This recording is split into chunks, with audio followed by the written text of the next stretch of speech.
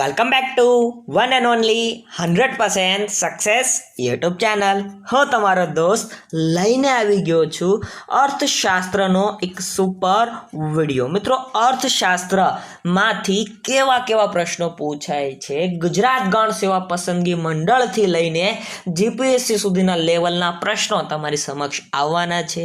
આની પહેલાંનો વિડીયો ન જોયો હોય તો એ તમને અહીંયા આઈ બટનમાં જોવા મળશે, સાથે સાથે પ્લેલિસ્ટમાં પણ તમને જોવા મળશે. મિત્રો, હજુ સુધી તમે અમારી ચેનલને સબસ્ક્રાઇબ ન કરી હોય તો એ કરીને રાખજો ભાઈ, કારણ કે સબ ઓડિટર, હિસાબનીશ, પેટા હિસાબનીશ ને રિલેટેડ વિડીયો આ 100% સક્સેસ યુટ્યુબ ચેનલમાં જોવા મળશે. અને હવે તો હું મટીરિયલ્સ પણ ટેલિગ્રામમાં અપલોડ કરું છું, તો ત્યાં જઈને તમે લઈ શકો છો, બરાબર. અને ત્યાં ડેટા સેવ જ હોય છે, એટલે ગમે ત્યારે તમારે જોતું હોય ત્યારે ભાઈ ડિલીટ મરાઈ ગયું હોય તો પણ તમે ત્યાં જઈને લઈ શકો છો. તો ચાલો શરૂઆત કરીએ આજના આપણા આ વિડીયો લેક્ચરની. અને પહેલો જ પ્રશ્ન કંઈક આવો છે: 1991ના આર્થિક સુધારાઓ બાબતે નીચેના પૈકી ક્યુ સત્ય નથી આવો શબ્દ છે ભાઈ? તો તમે જોઈ રહ્યા છો ડી ઓપ્શન, વસ્તી વિસ્ફોટ ઓછો કરવા માટે વ્યાપક વસ્તી નીતિ. તો ભાઈ આ આર્થિક સુધારા, ઇકોનોમિક રિફોર્મ્સનું એક સત્ય નથી. તો સત્ય કયું છે એના વિધાનો આપણે તપાસી લઈએ ભાઈ. ઓપ્શન એ કંઈક આવો છે કે રાજકોષીય સુધારા મારફતે સમગ્ર લક્ષ્ય આર્થિક સ્થિરતા લાવવી. યસ, તો આ સાચી વાત છે. નિકાસને ઉત્તેજન પૂરું પાડવા વેપાર નીતિમાં સુધારા કરવા. યસ, આ પણ સાચી વાત છે. નાણાકીય ક્ષેત્ર તેમના પ્રદર્શન સુધારે તે માટે સુધારાઓ કરવા. યસ, તો આ પણ સાચી વાત છે. ઇકોનોમિક રિફોર્મ્સમાં આ બધા વિગતો જોવા મળી હતી. ત્યારબાદનો પ્રશ્ન છે એ 1991ના આર્થિક સુધારા પાછળના કારણો, પરિબળોમાં નીચેનામાંથી કોનો સમાવેશ થાય છે? તો ભાઈ પહેલો કંઈક આવું છે કે લેણ દેણની તુલાનું સંકરણ, બરાબર. તો ભાઈ યસ, આનો સમાવેશ થાય છે. ત્યારબાદ બીજું છે ઋણ, અને એ પણ બાહ્ય ઋણ, તો આનો પણ સમાવેશ કરી નાખવામાં આવે છે. ત્યારબાદ છે આંતરિક ઋણ ભાઈ, તો આનો પણ સમાવેશ કરી નાખવામાં આવે છે કારણોમાં, બરાબર. આ બધા ભાઈ આર્થિક સુધારાના કારણો છે. તમે જાણતા હશો આર્થિક સુધારા ઇન 1991 પીએમ હતા પીવી નરસિમ્હા રાવ, બરાબર. અને ભાઈ નાણામંત્રી છાનામાના રહેવાવાળા એવા આપણા મનમોહન સિંહ હતા. તો આ બધી ડિટેલ્સ તમને ખ્યાલ હશે, અને નો ખ્યાલ હોય તો એના માટે special face to face video આપણો છે જ, તે તમે જોઈ શકો છો. આગળ વાત કરીએ IMF, ઇન્ટરનેશનલ મોનેટરી ફંડ ના દ્વારા અમુક શરતો મૂકવામાં આવી હતી. એ શરતોની વાત છે, એનો આ પ્રશ્ન બનાવેલો છે. IMF દ્વારા સરકાર સમક્ષ પ્રસ્તુત કરાયેલી શરતોમાં કોનો સમાવેશ થાય છે? આવો પ્રશ્ન છે ભાઈ. તો ભાઈ પહેલું કંઈક આવું છે કે લાયસન્સ રાજ સમાપ્ત કરવું. યસ મિત્રો, લાયસન્સ રાજને સંપૂર્ણ ભાઈ સમાપ્ત કરવું, થોડા ઘણા અંશે જ ભાઈ લાયસન્સ રાખવું, તો આ એનો એક શરત હતી ભાઈ, બરાબર. ત્યારબાદ સરકારી ખર્ચમાં ઘટાડો કરવો. તમે જાણો છો જવાહરલાલ નહેરુ એક ગુલાબ પાછળ કેટલો ખર્ચ કરતા હતા, તો ભાઈ આવા ખોટા ખર્ચાને ઘટાડવા, એવું કીધું ભાઈ IMF દ્વારા. આયાત જકાત વધારવી. તો મિત્રો આ સાચું નથી, આયાત જકાત ઘટાડવી એવું હોઈ શકે. અર્થવ્યવસ્થામાં ખાનગીકરણની શરૂઆત કરવી. યસ, તો આ પણ એક એની શરત છે. તો આમ ડી ઓપ્શન આપણો સાચો જવાબ બને છે. 1, 2 અને 4 આ સાચા છે. ત્યારબાદના પ્રશ્નો આપણી સમક્ષ આવી ગયા છે. નીચેનામાંથી કયા વિકલ્પ ઉદારીકરણની પ્રક્રિયા સમજાવે છે? આમાંથી એક આપણને ઉદારીકરણની પ્રક્રિયા, લિબરલાઇઝેશન, બરાબર, લિબરલ કેમ થવું એની પ્રક્રિયા સમજાવે છે. તો કયા જોઈ લઈએ ભાઈ. પહેલો ઓપ્શન કંઈક આવું છે કે વ્યાજ દરનું વાણિજ્યિક બેંકો દ્વારા નિર્ધારણ કરવું, નક્કી કરવું. યસ, તો આ ઉદારીકરણ છે. લઘુ ઉદ્યોગોમાં રોકાણ સીમામાં વૃદ્ધિ કરવી. યસ, તો આ પણ ઉદારીકરણ છે. પ્રતિબંધાત્મક વ્યાપાર પ્રથાની નાબૂદી કરવી. યસ, તો આ પણ ઉદારીકરણ છે ભાઈ. આ બધા જ ઉદારીકરણ છે, એટલે આપણો સાચો જવાબ અહીં ડી બની રહ્યો છે. ત્યારબાદ નીચેના પૈકી કઈ આર્થિક આયોજનની મોટા પાયાની સિદ્ધિ નથી? ભાઈ સિદ્ધિ નથી આવો શબ્દ છે, બરાબર. તો જોઈ લઈએ પહેલાં તો સિદ્ધિ છે કઈ કઈ. તો રાષ્ટ્રીય આવકમાં વધારો યસ થયો છે, માથાદીઠ આવકમાં વધારો યસ થયો છે, ઔદ્યોગિકરણ યસ એ પણ થયું છે, પરંતુ મિત્રો રોજગારી વધી નથી, બરાબર. હર હર બેરોજગાર, ઘર ઘર બેરોજગાર એવું નથી ભાઈ, એ સાચી વાત છે, બરાબર. એટલે તમને ખબર હોય તો બેરોજગારીની મોટી ઝુંબેશ પણ ચલાવવામાં આવી હતી કે રોજગાર દો મોદી, રોજગાર દો. તો ભાઈ આ રોજગારી એ એક પાયાની સિદ્ધિ નથી આપણી, બરાબર. ત્યારબાદ નીચેના પૈકી કઈ પંચવર્ષીય યોજનાનો હેતુ સૌપ્રથમ વખત સમવાર્તી, બરાબર, સમયાવર્તી વૃદ્ધિ આપવાનો હતો? ભાઈ આપવામાં આવ્યો હતો. તો 11મી પંચવર્ષીય યોજના કઈ ભાઈ? 11મી પંચવર્ષીય યોજનામાં આના વિશે થોડીક ડીપમાં ચર્ચા અને વાત કરવામાં આવેલી હતી. ત્યારબાદ ભારતની પ્રથમ પંચવર્ષીય યોજના ખાલી જગ્યાના આર્થિક મોડેલ ઉપર આધારિત હતી. તો RF હેરોલ્ડના આર્થિક મોડેલ ઉપર આધારિત ભારતની પ્રથમ પંચવર્ષીય યોજના 1951થી લઈને 1956 સુધીની જે હતી એ હેરોલ્ડના એક આર્થિક વિચાર ઉપર આધારિત હતી. ત્રીજી પંચવર્ષીય યોજના ખાલી જગ્યા તરીકે પણ ઓળખાય છે. તો PC મહાલનોબિસનું નામ તમે સાંભળ્યું હશે ભાઈ, ન સાંભળ્યું હોય તો અર્થશાસ્ત્રી છે, એના વિશે તમારે માહિતી કાઢવી જોઈએ ભાઈ, કારણ કે એમાંથી પણ પ્રશ્ન બની શકે. આ ત્રીજી પંચવર્ષીય યોજના, બરાબર, એ મહાલનોબિસ તરીકે પણ ઓળખાય છે. યાદ રાખજો ભાઈ, આવા પ્રશ્નો પૂછાઈ શકે છે, ડીપમાં છે એટલા માટે. ત્યારબાદનો પ્રશ્ન છે કે નીચેના વિધાનો ઉપર વિચાર કરો અથવા ચર્ચા કરો. તો ભાઈ પહેલું કંઈક આવું છે કે રાષ્ટ્રીય વિકાસ પરિષદ યોજના આયોગનું એક અંગ છે. તો નહીં મિત્રો, એ યોજના આયોગનું અંગ નથી. ત્યારબાદ આર્થિક અને સામાજિક યોજનાને ભારતીય બંધારણની સમવર્તી એટલે કે ભાઈ સંયુક્ત યાદીમાં રાખેલ છે. યસ, તો આ વિધાન સંપૂર્ણ સત્ય છે. ત્રીજું કંઈક આવું છે કે પંચાયતોને આર્થિક વિકાસ અને સામાજિક ન્યાયની યોજના બનાવવા કાર્યભાર સોંપવાની વાત ભારતીય બંધારણમાં કરેલી છે. યસ, કરેલી છે મિત્રો. અને આના વિશે ગાંધીજીએ પણ એક અનુચ્છેદમાં વાત કરેલી છે. તો એ અનુચ્છેદ જે નાખવામાં આવ્યો છે એ કયો છે? તમે કમેન્ટ સેક્શનમાં કમેન્ટ કરીને જણાવો તો જરા. ત્યારબાદ 12મી પંચવર્ષીય યોજનાનો મુખ્ય ઉદ્દેશ શું છે? તો ભાઈ 12મી પંચવર્ષીય યોજનાનો મુખ્ય ઉદ્દેશ કંઈક આવો હતો: ઝડપી, ટકાઉ અને વધુ સમાવેશી વિકાસ. ભાઈ આ 12મી પંચવર્ષીય યોજના જ્યારે લાગુ થઈ હતી ત્યારે એનો મુખ્ય ઉદ્દેશ હતો, એનો મુખ્ય ગોલ હતો. 20 સૂત્રીય કાર્યક્રમ કયા વર્ષમાં પ્રારંભ કરવામાં આવ્યો હતો? તો 1975માં. ભાઈ 1975માં આ 20 સૂત્રીય, બરાબર, 20 સૂત્રીય એટલા માટે 20 સૂત્ર આપવામાં આવ્યા હતા અને એના ઉપરથી ભાઈ 1975માં આ કાર્યક્રમ લાગુ કરવામાં આવ્યો હતો. ભાઈ પૂછાઈ શકે, આવા જ પ્રશ્નો પૂછાઈ શકે. પ્રથમ પંચવર્ષીય યોજનાની પ્રાથમિકતા શું હતી? ભાઈ પ્રથમ પંચવર્ષીય યોજના જ્યારે શરૂ થઈ ને ત્યારે એની પ્રાથમિકતા એકમાત્ર હતું કૃષિનો વિકાસ કરવો. ભાઈ ખેતી ક્ષેત્રને આગળ લઈ જવું, ખેતી ક્ષેત્રમાં પ્રગતિ કરવી, આ એનો મુખ્ય ઉદ્દેશ હતો, એની પ્રાથમિકતા હતી. પરંતુ ભાઈ પછી કૃષિ ક્ષેત્ર ઉપર ઓછું ધ્યાન આપવામાં આવ્યું હતું. પંચવર્ષીય યોજનાનો અંતિમ રૂપથી ખાલી જગ્યા લાગુ કરે છે. ભાઈ પંચવર્ષીય યોજના ઘડાઈ જાય તો એને અંતિમ સ્વરૂપથી લાગુ કરવાનું કામ રાષ્ટ્રીય વિકાસ પરિષદ, ભાઈ રાષ્ટ્રીય વિકાસ પરિષદ દ્વારા ભાઈ પંચવર્ષીય યોજના લાગુ કરવાનું કામ કરવામાં આવતું હતું. ભાઈ અત્યારે તો ભાઈ પંચવર્ષીય યોજના આયોજન પંચ બનાવતો, આયોજન પંચની જગ્યાએ અત્યારે તો નીતિ આયોગ આવી ગયું છે. આગળ વધીએ. ભારતની યોજનાના સંદર્ભમાં નીચેનામાંથી કયા વિધાનો સત્ય છે? તો તમામે તમામ વિધાનો અહીં સત્ય છે. વાંચી નાખીએ એક ફરી વિધાનો. બીજી પંચવર્ષીય યોજનાને ભારે ઉદ્યોગોની સ્થાપના પર ભાર મૂક્યો. ભાઈ બીજી પંચવર્ષીય યોજના આવી તો એને ભારે ઉદ્યોગો સ્થાપવા ઉપર વધારે પડતો ભાર મૂક્યો હતો. ત્રીજી પંચવર્ષીય યોજનાએ ઔદ્યોગિકરણની રણનીતિના રૂપમાં આયાત પ્રાપ્તિ સ્થાનની અવધારણા આરંભ કરી.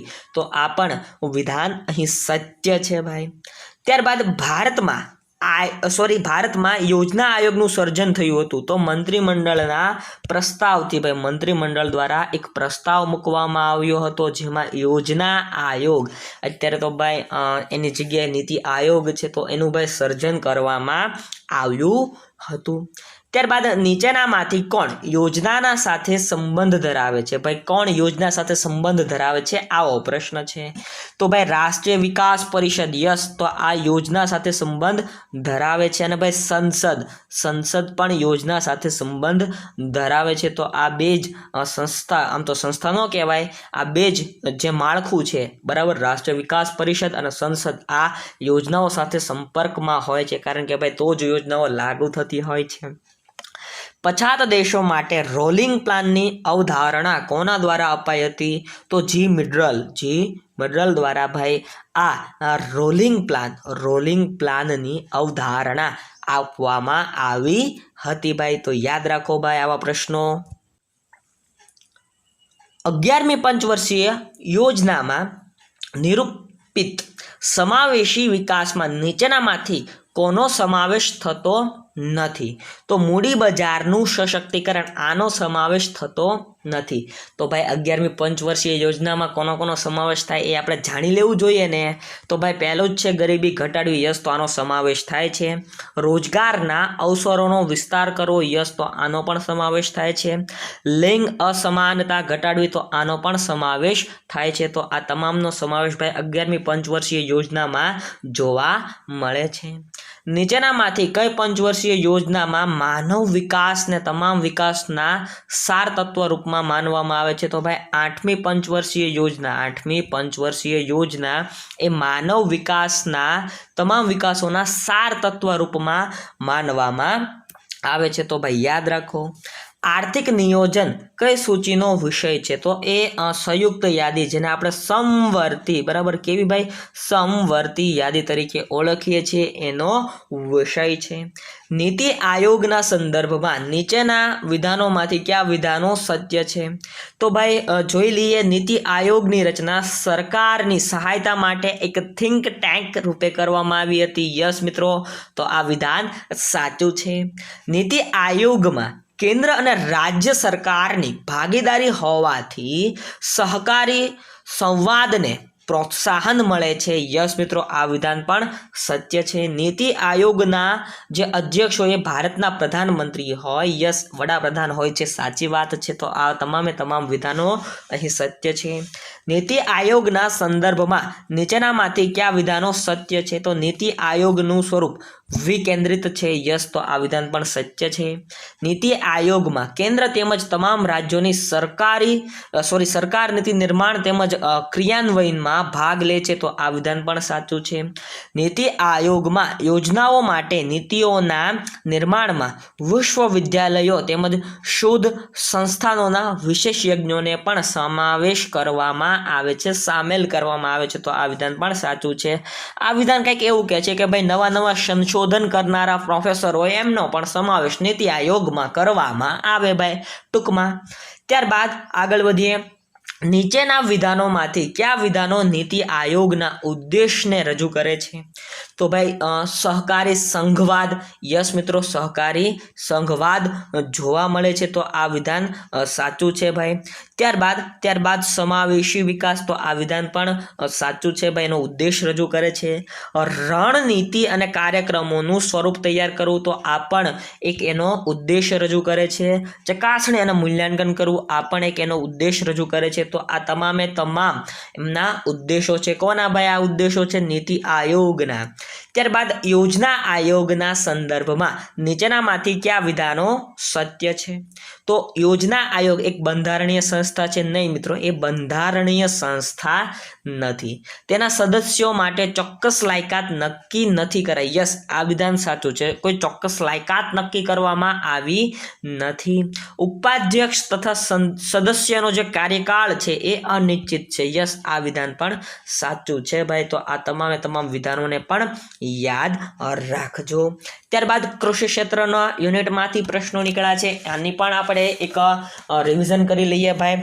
ખરીફ પાકની લણણી મતલબ કે ભાઈ ખરીફ પાકની લણણી ક્યારે થાય છે? તો ખરીફ પાકની લણણી ઓક્ટોબર નવેમ્બરમાં થાય ભાઈ। ક્યારે થાય? ઓક્ટોબર નવેમ્બરમાં થાય। અને ભાઈ ખરીફ પાકમાંથી બહુ પ્રશ્નો નીકળ્યા છે, તમે જાણતા જ હશો મારી કરતાં વધારે। ટેકાના ભાવ યોજના હેઠળ નીચેના પૈકી કઈ વસ્તુઓ પ્રાપ્ત કરવામાં આવે છે? તો ભાઈ કઠોળ, બરાબર, આમાં ટેકાના ભાવ લાગુ પડે છે। તેલીબિયા, આમાં પણ ટેકાના ભાવ લાગુ પડે છે। અને કપાસ, આમાં પણ ટેકાના ભાવ લાગુ પડે છે, પરંતુ બગાયતી પાક ઉપર ટેકાના ભાવ લાગુ પડતા નથી, તો યાદ રાખજો ભાઈ। ખેડૂતોની આવક બમણી કરવાના હેતુના સંદર્ભમાં નીચેના પૈકી કયું વિધાન સાચા નથી?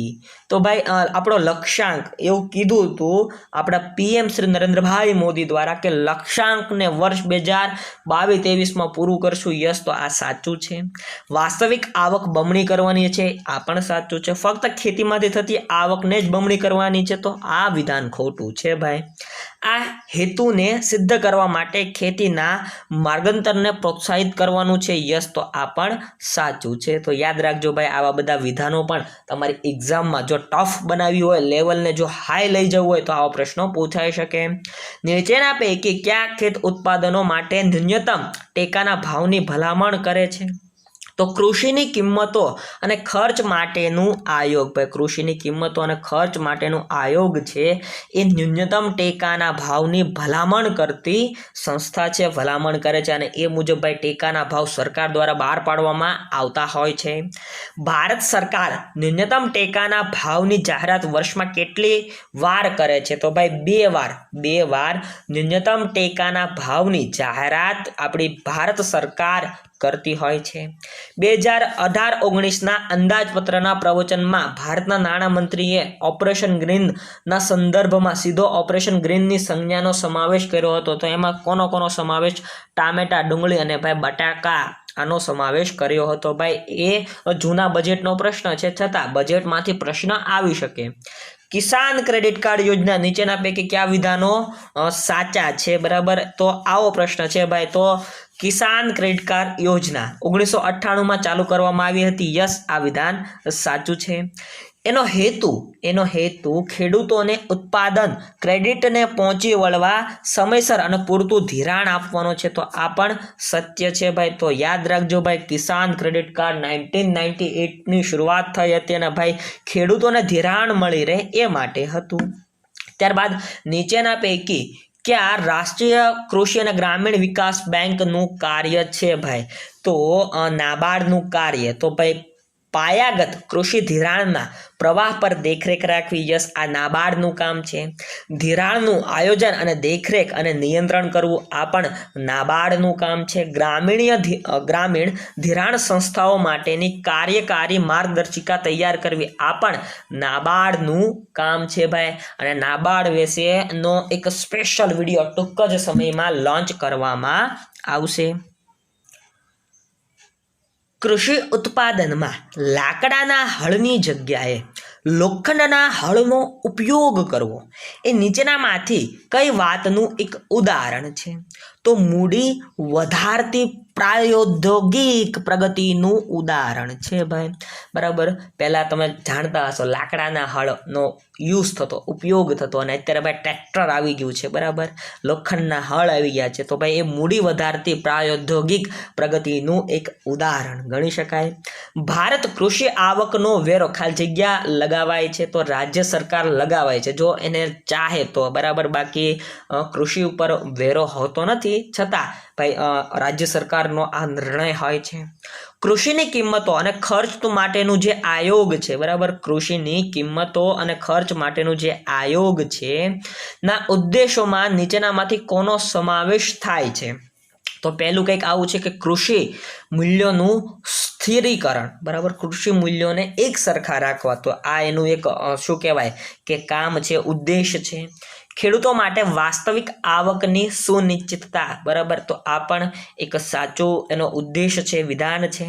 જાહેર વિતરણ પ્રણાલીના માધ્યમથી ગ્રાહકોને આવશ્યક કૃષિ પેદાશો ઉચિત મૂલ્યમાં ઉપલબ્ધ કરાવી તેમના હિતોનું રક્ષણ કરવું, આ પણ એક શું છે ભાઈ, તો આ પણ એનો એક ઉદ્દેશ માની લેવામાં આવે છે.